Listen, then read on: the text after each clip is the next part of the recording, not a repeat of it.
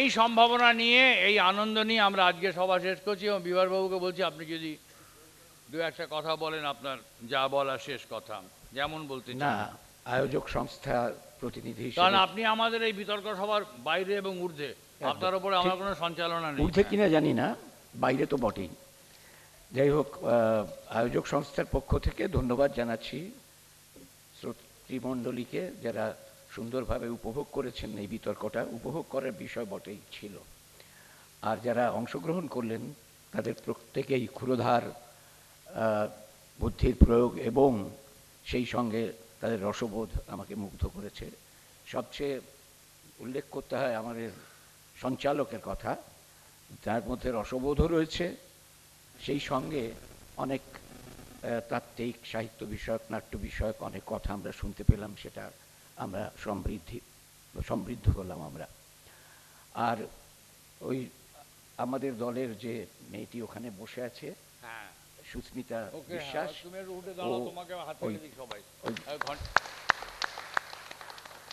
ও ঘন্টাটা বাজিয়েছে যথাসময়ে, এই জন্য ওকেও ধন্যবাদ জানাই।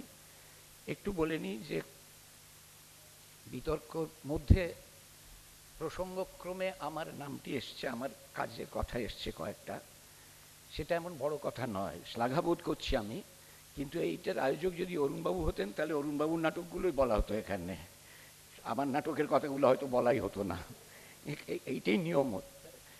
সেই জন্যে আমি খুব একটা মনে করছি না। কিন্তু এটা ঠিক যে শেষ পর্যন্ত যে উদ্দেশ্য নিয়ে আমরা এই বিতর্ক সভাটা আয়োজন করেছি, সে উদ্দেশ্যটা সফল।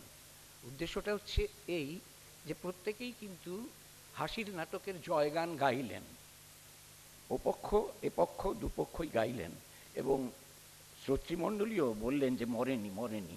এটা হচ্ছে যে আত্মীয় স্বজনের বিয়োগে যেরকম বিশ্বাস করতে চায় না সত্যিই মরেছে কি, সত্যিই মরেছে কি, সেই রকম আর কি। হ্যাঁ,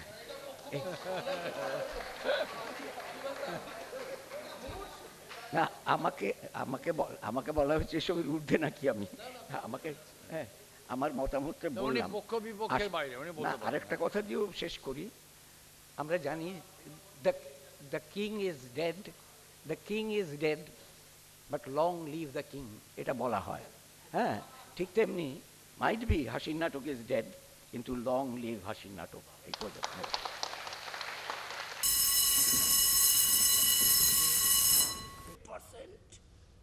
ছাড়ো তো, পাতু করা। আমরা বাজার করা, খাওয়া দাওয়া, কেনা বেচা থামাবো না। কি হয় দেখা যাবে। কে?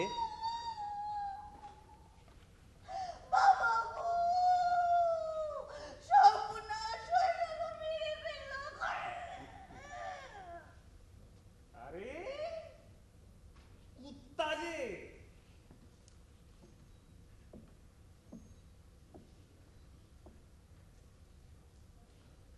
এরকম বেজার মুখে কেন?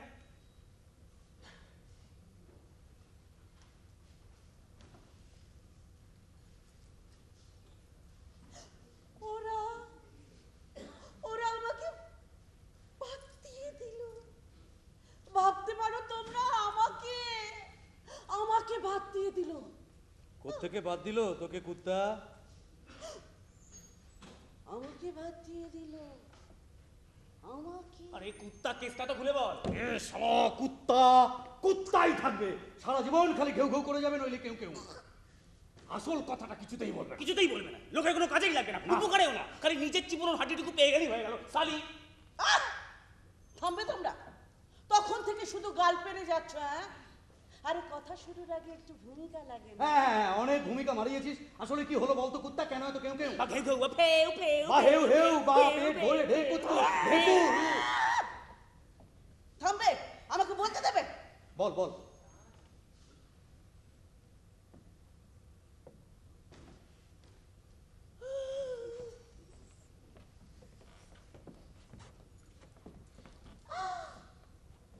আমাকে ওরা বাদ দিয়ে দিল। ওরা কি কারা বাদ দিল? তো আবার চাই তোর পুরনো খামার বাড়ি? ধ্যাৎ, ওরা কেন হবে? আর শোনো, আমি নিজে ওই খামার বাড়ি ছেড়েছি, ওরা মোটেই আমাকে তাড়াই। এই বাজে বকিস না কুত্তা। তোর ওই হাইড্রোসিলওয়ালা কালো পেছনে ওরা ক্যাট করে লাথি মেরেছিল। তোকে তোকে দিয়ে কোনো কাজই হতো না, তুই বাতিলের খাতাতেই ছিলি। আবার তুই বাজারে লটারি তুই নাকি ছেড়ে দিচ্ছিস, সালি গেছো কুত্তা।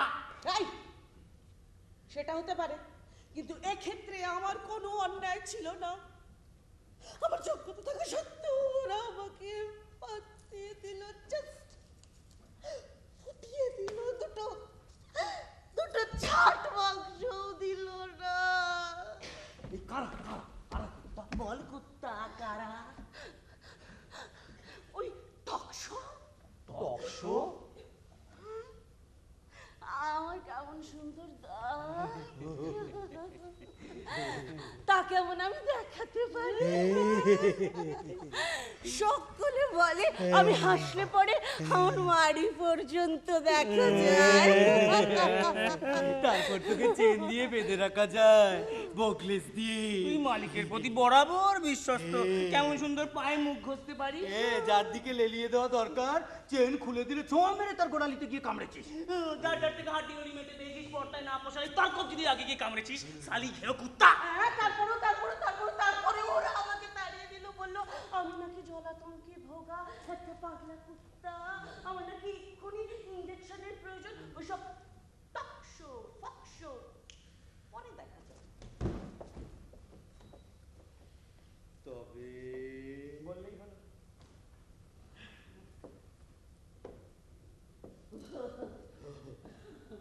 বলছিলাম কি, তোমরা তো ওই রক ক্যাফেতে যাচ্ছ তাই না?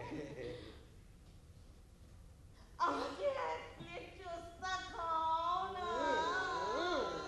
ওই হরলিক্স গুলা আর বিস্কুট খেয়ে খেয়ে না আমার ভাল লাগছে না, অরুচি ধরে গেছে। পাগল নাকি? তোকে আমরা খাওয়াই, তারপর সুযোগ বুঝে তুই আমাদের হাতে এসে কামড়া। তোকে খাওয়াবো, তারপর আমার লাগি দাঁত বসাবো। কুত্তা রে, বাজারে কুত্তা, তোকে লোকে চিনে গেছে এখন। বরং যেটা পারিস সেটা গিয়েই কর। তার জন্য তো তোর আবার ভাদ্র মাসেরও দরকার পড়ে না।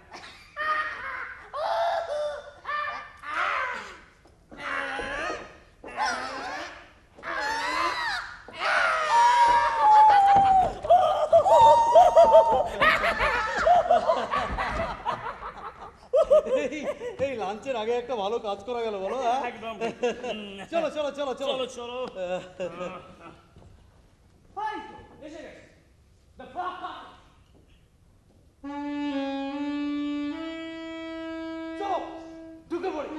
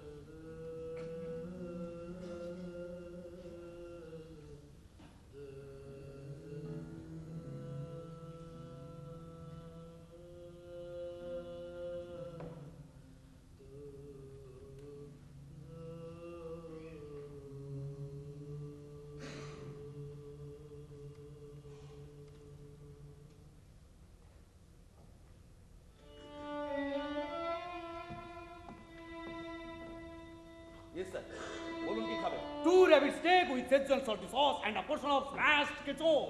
স্যার কেঁচোগুলো কি লোকাল দেবো নাকি ইম্পোর্টেড? লোকাল লোকাল লোকাল কেঁচো ছাড়া আমরা খাই না। আর এক প্লেট ক্রিসপি ফ্রাইড টিকটিকি দেবেন সঙ্গে। Right sir, anything? আপনি সাজেস্ট করুন। স্যার আপনারা ওয়াইন উইথ ঘুঘু জুস ট্রাই করতে পারেন। আমাদের এখানে খুব ভালো নধর হরতেল ঘুঘু পাওয়া যায় স্যার। জুসটা বানান কিভাবে? মিক্সির ভেতরে জ্যান্ত ঘুঘু ভরে সঙ্গে ফোটানো গরম জল, করলা পাতা, গোলমরিচ আর অল্প গোলাপ জল। স্যার ঘুঘু জুস ইজ স্পেশালিটি স্যার। ঠিক আছে ঠিক আছে, আপনি ওয়াইনটা বাদ দিন। ওকে, আপনি স্মোক পয়জন টাকিলা উইথ ঘুঘু জুস সার্ভ করুন। Thank you. I knew it.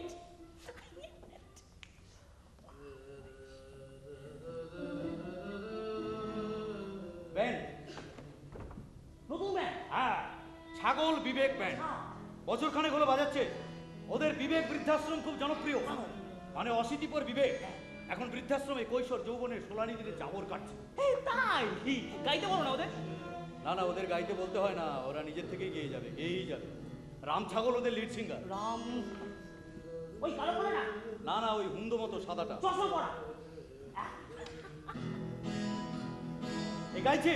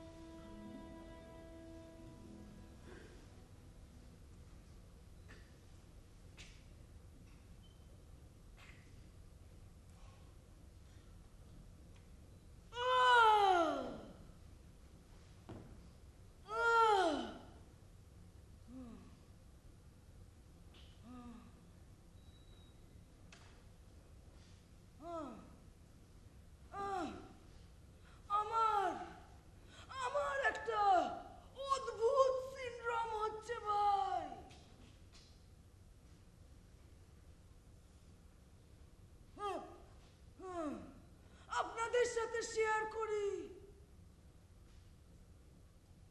আজকাল আজকাল আমার খালি ঘুম পায়। সকাল, দুপুর, রাত সব সময়।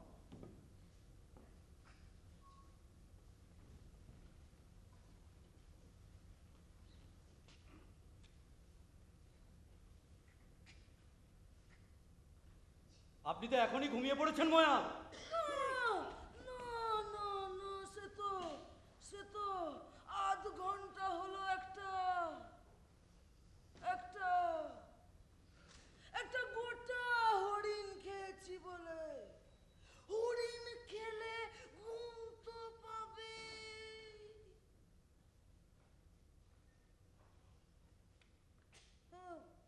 তা নয়, শীতকাল হলে আলাদা ছিল, গরমকালেও ঘুম পাচ্ছে। কেন বলুন তো? যে হরিণটা খেলেন ব্র্যান্ডেড ছিল। ব্র্যান্ডেড? কি বলছেন ম্যাডাম? রীতিমতো ব্র্যান্ডেড হরিণ। টেন্ডার থেকে অর্ডার করেছি। জবাই করার আগে প্রত্যেকবার হাসি মুখে বলেছি মাই ডিয়ার।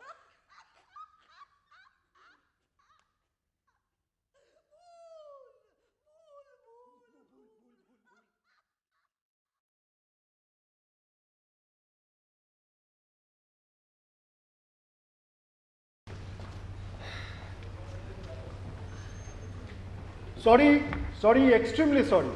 বসুন বসুন বসুন। উফ, লোকজন আজকাল এত কথা বলে না, আমি কিন্তু আমার কাজে কখনো টাইম ফেল করি না, কারণ আমি জানি মানুষের জীবনে অমূল্য যে সম্পদ তা হলো সময়। ইনফ্যাক্ট আমার ঠাকুমা জানেন ছেলেবেলায় খুব বলতেন, সময় বহিয়া যায় নদীর স্রোতের প্রায়। যাকে কি খাবেন বলুন, চা না কফি? না না স্যার, আপনাকে ব্যস্ত হতে হবে না। আরে না না, তা বলতে কি হয়? কতদিন বাদে আপনি আমার ঘরে এলেন বলুন তো। আসলে কি হয়েছে জানেন তো প্রফেসর কাষ্ঠ, এই কলেজ ক্যাম্পাসটা এখন এত বড় হয়ে গেছে না যে সব দিকে সমান নজর দেওয়া, সবার সঙ্গে রেগুলার বেসিসে দেখা করা একেবারে প্রায় অসম্ভব হয়ে দাঁড়িয়েছে। আপনি কি বলেন? নিশ্চয়ই স্যার, এত বড় কলেজের পুরো প্রশাসন আপনার উপর, কত কিছু খেয়াল রাখতে হয় আপনাকে। এই জন্যই আপনাকে আমার এত ভালো লাগে প্রফেসর কাষ্ঠ। Thank you sir. এই যে আপনি অন্যের অবস্থাটা বুঝতে পারেন, অন্যের প্রবলেমটা ফিল করতে পারেন, এই সেন্সিটিভিটিটাই তো আজকের যুগে হারিয়ে যেতে বসেছে। আমরা সবাই যে যার নিজেদের বৃত্তে নিজেদেরকে কুক্ষিগত করে রেখেছি। আমাদের ব্যক্তিগত স্বার্থ নিয়ে এরকম কোনো কাজেই আজকাল আর আমরা ইনভলভ হই না। যাকে চা বলি?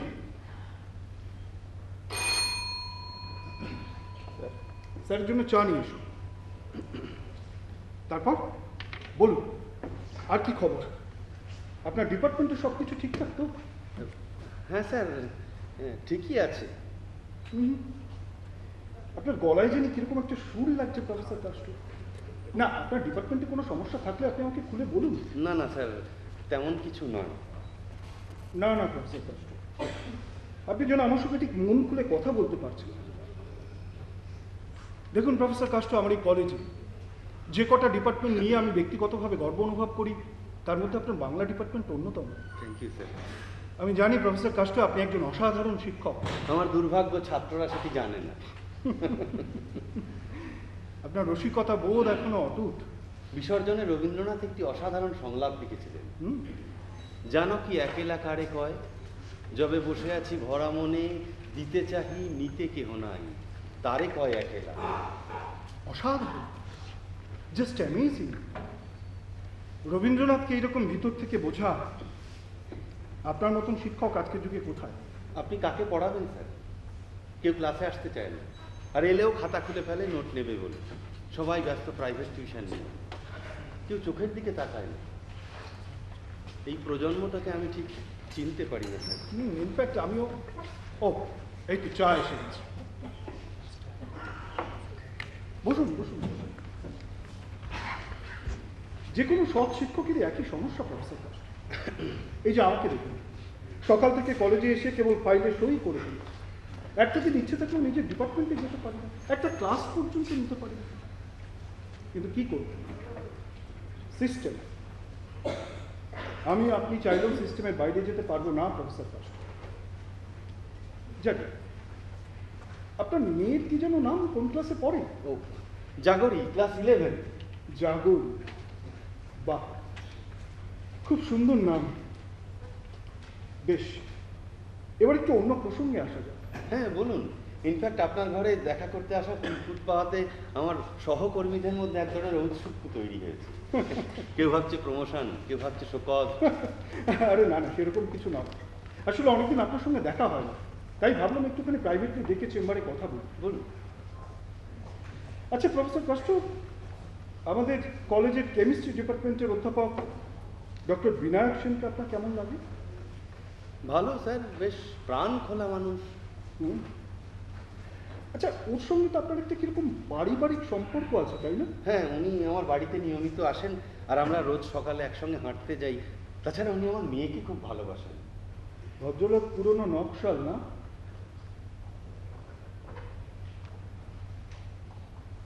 তা জানি না। না, ওই এখন আবার কি সব গণতান্ত্রিক অধিকার টধিকার সব করেন না? হবে হয়তো। আর বড্ড বেশি কথাও বলেন, আর সবসময় এমন একটা পোজ নেন যেন মনে হয় যে কোনো বিষয় উনি ছাড়া কেউ কিচ্ছু জানেন না। সবসময় কিরকম একটা ডোন্ট কেয়ার ভাব।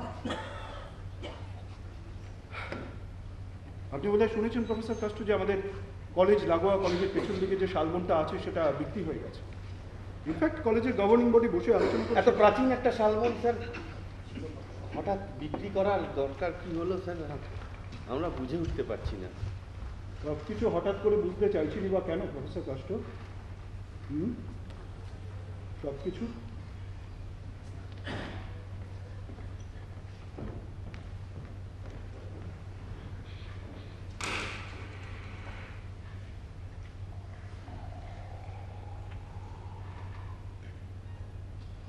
দেখুন প্রফেসর কাস্ট, আমি আপনি আমরা সবাই সরকারের মাইনে করা চাকরি। আমি আপনি আমরা সবাই কলেজে গভর্নিং বডি বসে আলোচনা করে একটা বিষয়ে একটা সিদ্ধান্ত নিয়েছে। হ্যাঁ, হতেই পারে সেই সিদ্ধান্তটা আমার আপনার পছন্দ নাই হতে পারে, কিন্তু তাই বলি এই কলেজের একজন শিক্ষক কলেজের সবচেয়ে সম্মানীয় কমিটির বিরুদ্ধে আপনারা বাজারে হঠাৎ করে একটা লিফলেট ছেড়ে দেবেন?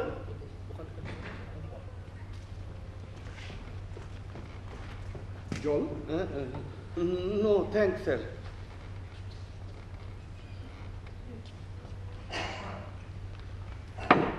দেখুন প্রফেসর কাস্ট, এই পুরো বিষয়টাতে আমি যথেষ্ট আহত হয়েছি এবং আরও আশ্চর্য হয়েছে যে অধ্যাপক বিনায়ক সেন এবং অন্যান্য অনেকের সঙ্গে এই লিফলেটে আপনার নাম লিখে।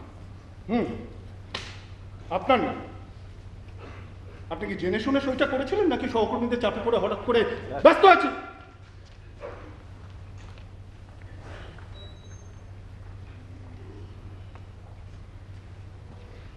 না না, আপনি টেনসড হবেন না। আমি পুরো বিষয়টি আলাপ আলোচনার মধ্য দিয়ে মিটিয়ে নিতে চাইছি। আমি শুধু বুঝতে চাইছি যে হঠাৎ করে কি এমন ঘটলো যাতে করে আপনার মতো একজন অত্যন্ত ভদ্রলোক, একজন অসাধারণ শিক্ষক এইরকম একটা কাজ করে বসলেন, যেখানে এইরকম হঠকারী কাজের কোনো প্রিভিয়াস রেকর্ড আপনার নেই। এই কলেজের ছাত্রছাত্রী, শিক্ষক শিক্ষিকা, এমনকি গোটা অঞ্চলের মানুষ আপনাকে একজন অত্যন্ত রবীন্দ্রপ্রেমী হিসেবে জানে। সেই আপনি। আমার মনে হয় প্রফেসর কাস্ট, আপনি পুরো বিষয়টার জন্য যথেষ্ট অনুতপ্ত। আপনি যদি আমাকে লিখিতভাবে পুরো বিষয়টা জানান তাহলে আমি কলেজের গভর্নিং বডিকে বলে আমি বিন্দুমাত্র অনুতপ্ত নই স্যার, বিন্দুমাত্র অনুতপ্ত নই। ও বসুন। Thank you.